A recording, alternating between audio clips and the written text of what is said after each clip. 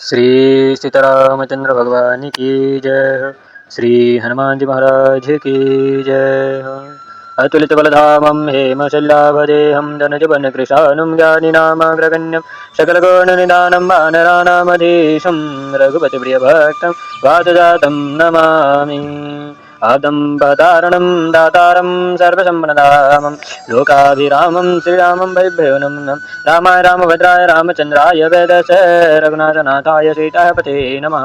नीलम्बोजश्यामलोकमलगं शेतसमारपेतवामभागं वनो महाचारुचापं नमामि राम रघुवंशनाथं। बोले श्याम रामचंद्र भगवान की जय। श्री हनुमान जी महाराज की जय। आप सभी का स्वागत है। आज रविवार के श्रीमद् गोस्वामी तुलसीदास जी रचित श्री रामचरितमानस के और एक नए अध्याय में आज हम अध्ययन करेंगे अयोध्या कांड के इंद्र द्वारा उच्चाटन, यानी इंद्रदेव की जो कुटिलता है वो कुटिलता का क्या प्रभाव पड़ता है उसके विषय में आज हम अध्ययन करेंगे। तो इस अध्याय के प्रथम देह से हम छंद से आरंभ करते हैं। श्री राम जय राम। रौराओ शीतील स्नेह साधु समाज मुनि मिथिला ध्वनि मनमः सराहत भरत व्यायप भक्ति महिमा अति घनी भरत ही प्रशंसत विबोध वर्षत सुमन मानस मलिन से तुलसी विकल सब लोग सो निसुकुचे निशागम नलीन से, यानी सब स्नेह की उस शिथिलता में राम जी और संत समाज सहित राजा जनक आदि सब अपने मन से भरत का भक्त प्रेम और उनकी भक्ति की प्रशंसा करने लगे। फिर तो उस समय उनके मलिन देवता भरत की प्रशंसा करते हुए पुलकित वर्षा करने लगे। तुलसीदास जी कहते हैं कि भरत के उस विचार को सुनकर सब लोग विकल होकर वैसे ही सुखते गए जैसे दिन के अवसान होने पर कमल सुखचित हो जाते हैं। सराठा देखे दो खारी दीन दो समाज नर नारी सब माधवा महामलिन मुये मारी मंगल चहत कपट कुचाली सभी शिव सुराज पर अकाज प्रिय आपन काजो काक समान पाकरी पूरी थी छली मलिन कतहु न प्रीति प्रथम कुमति करी कपट सकेला सो चाट सब के सिर मेला सुरमाया सब लोग विमोहे राम प्रेम अतिशय न बिछोहे भय उचाट बस मन धीर नाही शन वन रोचे शन सदन सुहाई दुविध मनोगति प्रजा दुखारी सरित सिंधु सगम जिमि बारी दुचित कतहु परितोषण लही एक एक मन शन मर्मन कही लखी सिंह ग्रह कृपा निदानु सरस स्वान मगवान जुबानु। अर्थात तब स्त्री पुरुषों सहित दोनों समाजों को ऐसी दुखी देखकर महामलिन इंद्र को बड़ी प्रसन्नता हुई, मानो उन मृतकों को भी मारकर वह अपना मंगल चाहता था। इंद्र कपट कुचाल की सीमा है, उन्हें पराई का अकाज और अपना काज प्रिय है। कौवे के समान ही उनकी रीति है कि वे छली और मलिन है, किसी पर विश्वास नहीं करते। पहले तो कुबुद्धि देकर कपट इकट्ठा किया और फिर उच्चाटन कर वही सबके सिर पर दिया। देव मान्यताओं सबको मोहित किया, जिससे राम का प्रेम होने के कारण वियोग नहीं चाहते। उच्चाटन से किसी का मन स्थिर न रहा। क्षण में घर अच्छा लगता था, क्षण में वन प्रजा के मन की गति दुविधा में पड़ गई। जैसे नदी और समुद्र का संगम समय जल संगम में समय का प्रभाव जल का जैसा प्रभाव पड़ता है। यह तो प्रकट ही है, द्वितीयताई में कहीं भी संतुष्टि नहीं मिलती और एक से दूसरा अपना भेद कहीं नहीं कहता। तब यह देख कृपा निधान राम जी बोले, देखो इंद्र, कुत्ते और नवयुवक एक समान हो रहे हैं। द्वितीय दोहा। भरत जनक मुनि गण सचिव साधु समेत विहाई लगी देव माया सबहि यथा योग जन पाई कृपा सिंधु लखी लोग दुखारे निज स्नेह सुरपति छल भारे सभा राव गुरु महीसुर मंत्री भरत भक्ति सबकी मति यंत्री राम ही चित भज चित्र लिखे से सुखचित बोलत वचन सीख से भरत प्रीति नीति विनय वराई सुनत सुखद वर्णत कठिनाई जासु लोके भक्ति लबलेषु प्रेम मगन मुनि गण मिथिलेशो महिमतासु कहे किमि तुलसी भक्ति प्रभाव सुमति सिय तुलसी आप छोट महिमा बरि जानी कवि कुल कानी मानी सुख चानी कही न सकत गुनु रुचि अधिकाई मति गति बाल बचन की नाई। अर्थात फिर जनक मुनि जन और सुमंत को छोड़कर इंद्र की माया सभी को व्याप्त हो गई। तब रामचंद्र जी ने देखा कि सभी लोग दुखी हैं और इंद्र ने बड़ा छल किया। साथ ही भरत जी की भक्ति ने गुरु वशिष्ठ और राजा जनक सहित समस्त राम समाज की मति को कर दिया है। सब लोग राम जी को लिखित चित्र के समान देख रहे थे। कोई किसी को सिखाता है तो वह बोलता भरत की नीति प्रीति विनय और बड़ाई सुनने में ही सुखद है, वर्णन करना कठिन है। क्योंकि जिसकी लेश मात्र भी भक्ति देखकर मुनिगण और राजा प्रेम मग्न हो गए, तब भला तुलसीदास जी उनकी महिमा को कैसे कहे। क्योंकि उनकी भक्ति से तो सुमिता का विकास हुआ। अपने को छोटी और उनकी महिमा को बड़ी जानकर कवियों की लाज चुक चाहते हैं। वह भरत जी के गुणों की अधिक प्रशंसा करने में वे बच्चे की मति की गति समान हो गई है। तृतीय दोहा। भक्त विमल यश विमल विबोधो सुमति चकोर कुमारी उदित विमल जन हृदय नव एटक रही निहारी भरत सभावन सुगम निगमहु लघुमती चापलता कभी क्षमहु कहत सुनत सति भाव भरत को राम पद होई नरत को सुमिरत भरत ही प्रेम राम को जय न सुलभते ही सरीस वाम को देख दयालु दशा सब ही की राम सो जान जानी जन जी की धर्म धुरी न धीर नय नागर सत्य स्नेहशील सुख सागर दस का देश काल अरु समय समाजो नीति प्रीति पालक रघुराजो बोल वचन वाणी सर्वस से हित परिणाम सोनत श्री शिरस से तात भरत तुम धर्म धुरीना लोक वेद विधि परम प्रवीण। यानी अर्थात भरत जी के यश निर्मल चंद्रमा है और भक्तों का स्वच्छ हृदय निर्मल आकाश से वह कवियों की बुद्धि चकोर कुमारी की तरह एकटक देख रही है कि कहने का सामर्थ्य नहीं है। भरत जी का स्वभाव वेद भी नहीं जान सकते, तब मैं तो तुच्छ बुद्धि का हूँ, किस प्रकार से कह सकता हूँ।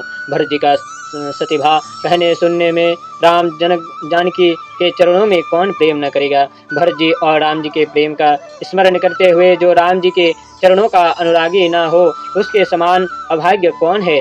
तब उनकी दशा देख सबके मन की बात जानकर तब धर्म दुर्धारी राजनीति में कुशल सत्य स्नेहशील और सुख के सागर देश काल समय और समाज को देखकर सरस्वती के समान वाणी बोले, जो परिणाम में हितकारी और सुनने में अमृत के समान की है। प्यारी भरत जी, आप धर्म धुरी को धारण करने वाले और लोक तथा वेद की विविध में परम प्रवीण है। चतुर्थ दोहा।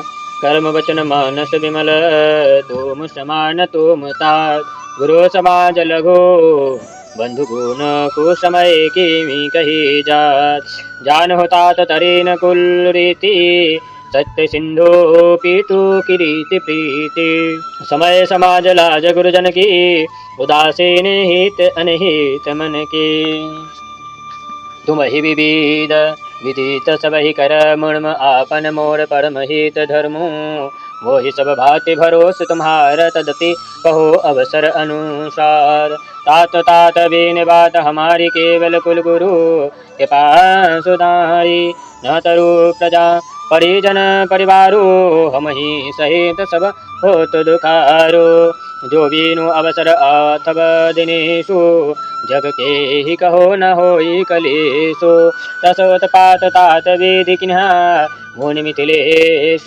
राखी सब लिन्हा। अर्थात हे प्यारे, जब इस प्रकार की वाणी सुनाई, आप धर्म धुरी के धारण करने वाले और लोक तथा वेद की विद्य में परम प्रवीण है। भरत जी की जो प्रशंसा करने के बाद, है प्यारे, कर्म वचन से विमल तुम्हारे समान तुम ही हो। गुरु जन का समाज खोटा समय तो ऐसी मिथि में स्थिति में छोटे भाई के गुण का कर्म वर्णन किया जाए। हे तात, तुम सूर्य कुल की रीति को जानते हो, प्रीति की कृति और प्रीति देखी चुकी हो। तुम समय समाज गुरुजनों के लाज और उदासीन मित्र शत्रु सबके जी की बात जानते हो। तुमको सभी का मर्म और अपना हाथ मेरा परम हितकारी धर्म भी ज्ञात है। मुझे सब प्रकार तुम्हारी भरोसा है, तो भी सामान्य अनुसार कहता हूँ। हे तात, पिताजी की बिना हमारी बात को केवल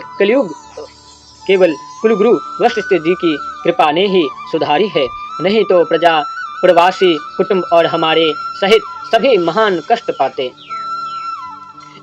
क्योंकि यदि बिना समय के ही सूर्य अस्त हो जावे तो बतलाई संसार में किसी को कलेश नहीं होगा। विधाता ने वैसा ही उत्पात किया, किंतु मुनि और जनक जी ने सब बात रख ली।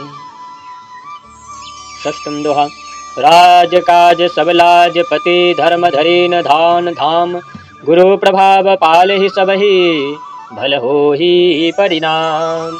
सहित समाज तुम्हार हमारा, घर वन गुर प्रसाद रखवारा। मातु पितु गुरु स्वामी निदेशु, सकल धर्म धरी निधर रोसु। सो तुम करहो करबाहो, मोह तात तरनि कुल पालक होहि। साधन एक सकल सिद्धि देनी, कीर्ति सुगीत भूति मरिवेनी। सो विचारी सहित संकट भारी, करहु प्रजा परिवार सुखारी। बाटवे पते सबहि मिल भाई, तुम ही अवधि भरी अति कठिनाई। जानी तुम ही में दो कहो कठोरा, कुसमय तात न अनुचित मोरा। होई कुठाव सबंधु सुहाये, और हाथ असनिही के घाये। अर्थात राजकाज सब लाज प्रतिष्ठा और धर्म, पृथ्वी धन धाम और गुरु का प्रभाव, इन सब को जो पालता है उसका परिणाम अच्छा ही होता है। श्री गुरु जी का प्रभाव ही हमारा घर और वन में समाज समेत सबका रखवाला है। माता पिता गुरु और स्वामी की आज्ञा पालन करना ही सबका धर्म रूपी भूमि के धारण करता शेषनाग है। सो वह तुम स्वयं पालन करो और मुझसे भी करवाओ। हे तात, सूर्य कुल के पालक बनो, यह एक ही साधना कीर्ति विभूति और सुगीत सब सिद्धियों को देती है। सो इसका विचार करके भारी संकट हर कर भी प्रजा और परिवार को सुखी कीजिए। सब लोग मिलकर विपत्ति को बांट लो। अवधि भर अत्यंत कठिनता है। मैं तुम्हें कोमल जानकर कठोर बात कहता हूँ, यह कुछ समय की बात है, मेरा दोष नहीं है। जैसा तलवार का प्रहार करे तो हाथी ही उस घाव को रोकता है, वैसे ही हमारी सहायता करो। ये जो अभी जो हमने जो 3 दोहे अध्ययन करी हैं, इन 3 दोहे में श्री राम जी ने अपना प्रवचन सुनाया भरत जी को। भरत की जो कर्म है, सूर्य कुल के सूर्य अस्त जाने के पश्चात उसके छोटे भाई के रूप में, बड़े भाई वनवास में है परंतु वह छोटे भाई के रूप में जो उनका कर्म बनता है, उन कर्मों को प्रभु श्री राम जी ने अपने मधुर वाणी से, अपने ज्ञान से उन्हें समझाया है। गुरु पिता माता प्रजा से अन्य अन्य उदाहरणों से उनको समझाया है इस 3 दोहे में। अभी हम अध्ययन करेंगे श्री राम जी का प्रवचन भरत जी के मन में संतोष किस तरह से दिया। दोहा। सेवक कर पद नयन से, सुख सो साहेब होई। तुलसी प्रीति की रीति सुनी, सुख भी सराहि सोई। सभा सकल मोने रघुबर बानी, प्रेम प्रयोधि अमय जनुसानी। शीतल समाज स्नेह समाधि, देख दशा चुप सारद साधे। भरते भयो परम संतोषो, सन्मुख स्वामी विमुखी। दुख दोषो सुख प्रसन्न, मन मीठा विषादो। भाजनो गोहि गिरा प्रसादो, इन्ह सप्रेम प्रणाम बहोरी। बोले पालिन पकरो जोरी, अब नाथ भये शोक साथ गए को। भयो लाभ जग जन्म भय को, अब कृपालु अस आय सोई। करो शीश धरि सादर सोई, सो अवलंब देव मोहि दे। अवधि पार पावो जेहि सो से। अर्थात सबके तो हाथ पांव तथा नेत्र के समान होना चाहिए, स्वामी शोक सा होना चाहिए। तो कवि प्रीति की रीति को देखकर प्रशंसा करते हैं। सभी सभा से राम जी की अमृत में शनि हुई वाणी सुनकर स्नेह की समाधि से दोनों समाज शीतल हो गए। उनकी वह दशा देखकर सरस्वती चुप शांत गए। भरत जी को इस बात से परम संतोष हुआ कि स्वामी के समान होने पर दोष नष्ट हो गए, शोक प्रसन्नता हो गया, शोक संतोष मिट गया और मानो गूंगे आदमी पर सरस्वती की कृपा हो गई। फिर श्री रामचंद्र जी को प्रणाम किया और अपने कमल समान हाथ जोड़कर बोले, हे स्वामिनी, मुझे आपके साथ जानने का सुख मिल गया और संसार में जन्म ग्रहण करने का फल भी मिला। अब जो कुछ आज्ञा हो उसको सिर पर धर पालन करूं। हे देव, अब मुझको कई ऐसा सहारा दीजिए जिसका पालन करता हुआ मैं अवधि से पार पाऊं। दोहा। देव देव अभिषेक हित गुर अनुशासन पाई, आन्यो सब तीरथ सलील तेहि कह काहि राजाई। एक मनोरथ बर मन माही, समय सकोच जातन कही नाही। कहो तात प्रभु आयुष पाई, बोले बानी स्नेह सुहाई। चित्रकूट मुनि थल तीरथ बन, खग मृग सूरस दीनी झरी। गिरिगण प्रभु पद अंक अवनी, विशोषी आयुषु होई तो आबुदे की। अभिशेष अत्र आयुषु शीर, धरहो तात विगत भय कानन चरहो। मुनि प्रसाद बन मंगल दाता, पावन परम सुहावन भ्राता। ऋषि नायक जहाँ आयुषु देहि, राख्यो तीर्थ जल भल थल तेहि। शनि प्रभु बचन भरत शोक पावा, मुनि पद कमल मुदित सिरनावा। अर्थात, हे देव, मैं गुरु जी की आज्ञा से आपका अभिषेक करने के लिए सब तीर्थों का जल लाया हूँ। उसके लिए आपकी क्या आज्ञा है? हे नाथ, मेरे मन में एक और भी मनोरथ है जो कि संकोच के मारे कहा नहीं जाता। श्री रामचंद्र जी ने कहा, हे भाई, सो भी कहो।